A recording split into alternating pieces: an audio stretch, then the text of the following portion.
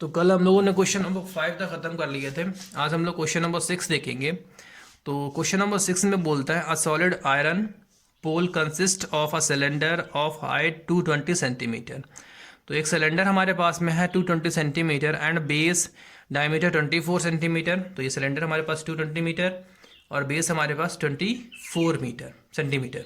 ठीक है, आगे उसने बोला which inverted by the another cylinder of height 60। एक और सिलेंडर उसके ऊपर रख दिया गया है उल्टा करके, जिसकी हाइट हमारे पास 60 है और रेडियस हमारे पास 8 सेंटीमीटर। रेडियस हमारे पास 8 centimetre. Find the mass of the pool given that 1 centimetre cube of iron has approximately 8 ग्राम मास। ठीक है, तो हमें यहां पे निकालना है total mass of the iron pillar. ठीक है, तो जो जो हमारे पास दिया गया उसको लिख लेते हैं यहाँ पहले। Radius of larger cylinder equal to 12 centimetre, height of larger cylinder equal to h1 equal to 220 centimetre, radius of smaller cylinder equal to r2 equal to 8 centimetre, height of smaller cylinder equal to h2 equal to 60 centimetre. अब जब पहले हमें volume निकालेंगे तो छोटे वाले का volume plus बड़े वाले का वैल्यूम या बड़े वाले का वैल्यूम प्लस छोटे वाले का वैल्यूम। तो यहाँ लिखा volume of large cylinder plus volume of smaller cylinder. तो दोनों का फार्मूला लगा दिया। ठीक है, दोनों का फार्मूला हमने क्या कर लिया है कि बड़े के लिए R1 और छोटे के लिए R2, और हाइट हमारे पास बड़े के लिए h1 और छोटे के लिए h2 हमने यहां पे मान लिया है। ठीक है, तो हमने यहां से मान लिया। ठीक है, अब उसके बाद हमारे पास में क्या है, अब उसका फार्मूला तो देखा दोनों में हमारे पास पाई कॉमन है, तो R1 square h1 plus R2 square और h2। ठीक है, तो अब उसके बाद हमारे पास में क्या होगा, जब इसकी जगह पे हमारे पास जो पाई हमारे पास में है उसकी वैल्यू 22/7 रखेंगे। R1 हमारे पास में 12 सेंटीमीटर था तो 12 सेंटीमीटर का स्क्वायर, h1 हमारे पास 220 था तो 220 रख लिया, R2 स्क्वायर हमारे पास 8 था तो 8 का स्क्वायर, h2 हमारे पास 60 है तो 60 रख लिया। ठीक, उसके बाद इसको सॉल्व कर दिया। सॉल्व करने के बाद हमारे पास में ये आया, इन दोनों को जब हमने ऐड किया तो इतना आ गया। ठीक है, 22/7, तो 22 से इसको मल्टीप्लाई करा दिया तो 781,440/7 आ गया। तो ये हमारे पास सेंटीमीटर क्यूब आ गया। तो ये वैल्यूम है। आगे उसने बोला total mass of pole equal, उसने बोला 1 centimetre cube equal to 8 gram. तो इसको 8 से मल्टीप्लाई करा देंगे और 1000 से डिवाइड करा देंगे तो ये डायरेक्ट केजी में कन्वर्ट हो जाएगा। जब करा दिया तो यहां से हमारे पास क्या हुआ, 0 0 कट गया, 2 0 काट दिया तो डेसिमल 2 अंक तक लग गया। लगने के बाद मल्टीप्लाई करा लिया तो इतना आ गया।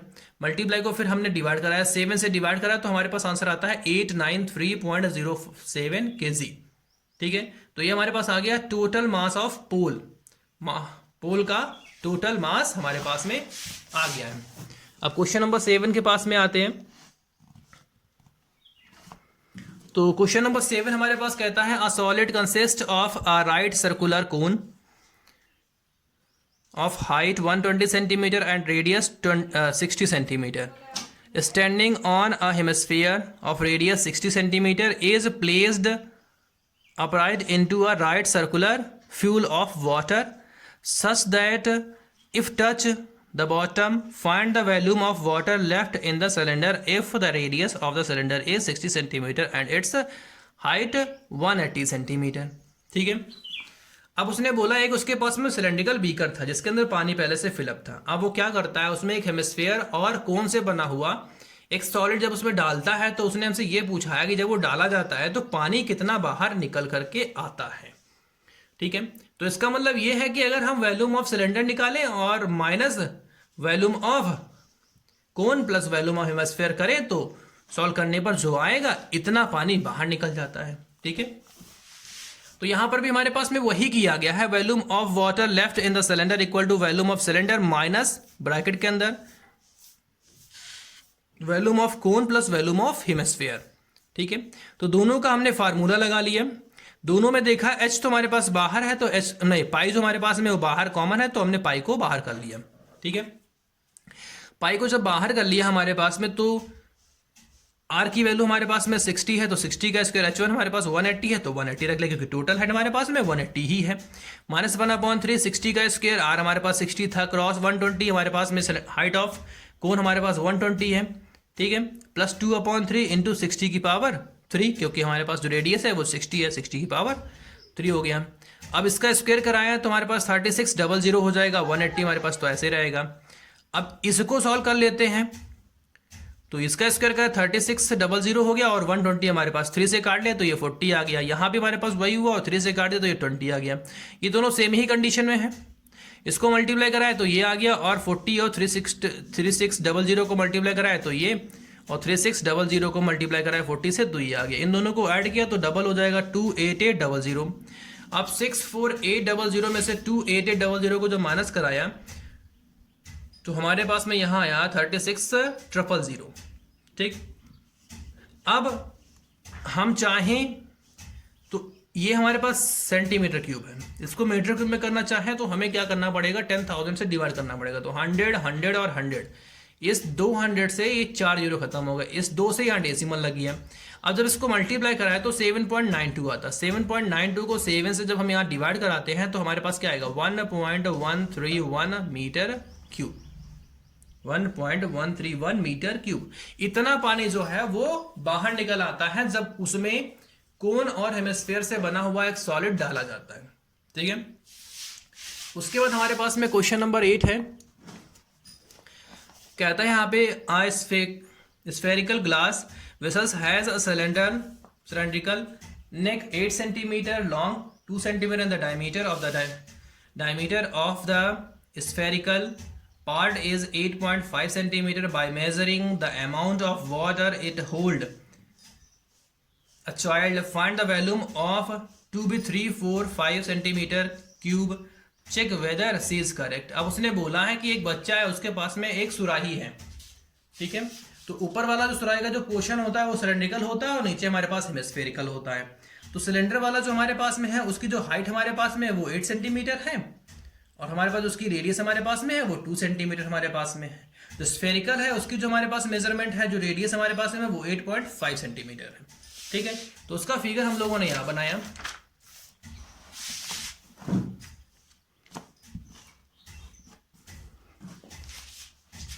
ठीक है, तो ये फिगर हमारे पास में, तो हमारे पास डायमीटर 2 सेंटीमीटर तो रेडियस 1 सेंटीमीटर, ये उसकी हाइट और इसकी हमारे पास 4.25 सेंटीमीटर। क्यों? क्योंकि हमारे पास पूरा जो डायमीटर हमारे पास है वो 8.5 सेंटीमीटर है। ठीक है, तो हमने जो दिया था हमारे पास रेडियस ऑफ हेमिस्फेरिकल पार्ट हमारे पास लिख लिया मैंने, रेडियस ऑफ सिलेंडर लिख लिया हमारे पास, हाइट ऑफ सिलेंडर हमारे पास 8 सेंटीमीटर सब लिख लिया। अब दोनों का जब इसका वैल्यूम निकालना है तो ऊपर का वैल्यूम और नीचे का वैल्यूम, तो लिखा गया volume of vessel equal to volume of shape sphere plus volume of cylinder. दोनों का हमने वैल्यूम का फार्मूला यहाँ पे लगा दिया। तो ये 4/3 पाई r1 क्यूब होता है और plus pi r square h होता है। ठीक, तो दोनों में से पाई को बाहर निकालिए। अब r1 हमारे पास में जो है किसका, स्फीयर का r1 हमारे पास 4.25 है, तो हमने यहाँ पे 4.25 रख दिया। और जो हमारे पास सिलेंडर है उसकी रेडियस हमारे पास 1 है और क्रॉस h 1 का स्क्वायर तो 80 हमारे पास रहेगा, तो ये 80 ही रहेगा। इन सबको मल्टीप्लाई करा लिया तो 46.76 आ गया। ये 4 है, इससे जब मल्टीप्लाई कराए तो ये आ गया। अब यहाँ जब एलसीएम लेंगे तो 3 को 8 से मल्टीप्लाई कराना पड़ेगा तो यहाँ 24 हो जाएगा। ठीक है, इन दोनों को जब ऐड कराया तो 331.06 आ गया अपॉन 3। अब पाई हमारे पास में, तो पाई की वैल्यू हमने यहाँ डेसिमल में रख ली 3.14। ठीक है, इन दोनों को जब मल्टीप्लाई कराया तो इतना आया और 3 स्टेप डिवाइड कराया तो हमारे पास इतना आया। इसका मतलब वैल्यूम हमारे पास में क्या है, ये। इसका मतलब जो उसने पहले हमसे पूछा था कि उसका वैल्यू हमारे पास में जो यहाँ है 345, क्या वो करेक्ट है? तो यहाँ पर लिखेंगे no, 345 is not a correct value,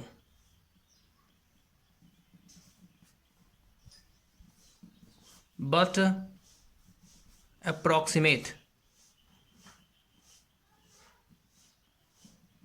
value. ठीक है, करेक्ट वैल्यू नहीं है, अप्रोक्सीमेट वैल्यू है।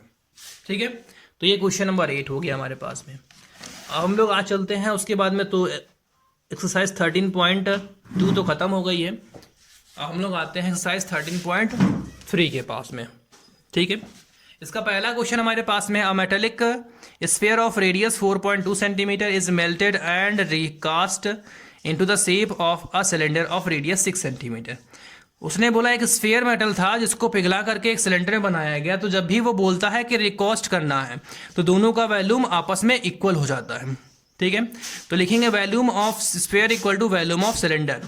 ठीक, दोनों को जो हमने यहाँ से इक्वल किया तो हमारे पास में क्या हो जाएगा, 4/3 पाई r1 क्यूब है और पाई r² h है, तो पाई पाई कट जाएगा। r1 हमारे पास में जो है वो 4.2 है, तो 4.2 4.2 4.2। r2² हमारे पास 6 है, तो 6 × 6, ठीक है। ये 3 है तो इधर आ जाएगा, मल्टीपल में हो जाएगा। हमें h की वैल्यू चाहिए तो ये सारे उठ करके इसके नीचे आ जाएंगे। जब इसको सॉल्व कराएंगे तो 777/125 आएगा। इसको मल्टीप्लाई कराएं तो हमारे पास में 343/125। जब इसको डिवाइड कराएंगे तो 2.74 सेंटीमीटर हमारे पास में हाइट आ जाए, किसकी, सिलेंडर की हाइट, जब उसको सिलेंडर में कन्वर्ट किया जाता है तब, ठीक है। उसके बाद हमारे पास में क्वेश्चन नंबर 2 है, metallic sphere of radius 6 centimetre, 8 centimetre, 10 centimetre respectively are melted to form a single solid sphere. उसने बोला है कि हमारे पास 3 स्फेरिकल बॉल है जिसका R1 = 6 सेंटीमीटर, R2 = 8 सेंटीमीटर और R3 = 10 सेंटीमीटर। उनको पिघला करके एक बड़ा बॉल बनाना है। तो लिखा कि हमारे पास radius of first spherical = 6 centimetre, second = 8 centimetre, third = 10 centimetre, ठीक है। तो volume of single sphere = V volume of first sphere plus volume of second sphere plus volume of third sphere. अब हमारे पास बड़ी है तो इसका मतलब उसको हमें कैपिटल R लिखना पड़ेगा, तो 4/3 पाई r³ और ये तीनों हमारे पास क्या हो जाएगा, 4/3 पाई r1³ प्लस 4/3 पाई r2³ प्लस 4/3 पाई r³। अब यहाँ क्या करेंगे, इन तीनों में से पाई r बाहर निकाल लेंगे। जब पाई r बाहर निकाल लेंगे तो 4/3 पाई बाहर निकाल लेंगे, तो 4/3 और पाई कट जाएगा, तो यहाँ केवल r³ बचेगा और यहाँ बचेगा r1³ plus r2³ plus r3³। तीनों की वैल्यू लगाएंगे तो R6 का क्यूब हमारे पास में 216 होता है, 8 का क्यूब हमारे पास 512 होता है, 10 का क्यूब हमारे पास में 1000 होता है। तीनों को ऐड कराया तो हमारे पास में जो R = आएगा वो आएगा 1728, ठीक, क्या आएगा 1728। तो R जब यहां से निकालेंगे तो ये हो जाएगा 1728 क्यूब और जो इसका क्यूब निकल के आएगा वो 12 आएगा, तो 12 सेंटीमीटर। तो जो हमारे पास कैपिटल R होगी उसकी जो मेजरमेंट होगा वो 12 सेंटीमीटर। जो बिग R बनेगा, बिग स्फेरिकल बनेगा, उसकी जो रेडियस होगी वो 12 सेंटीमीटर होगी, ठीक है। तो ये यहाँ तक खत्म हो गया।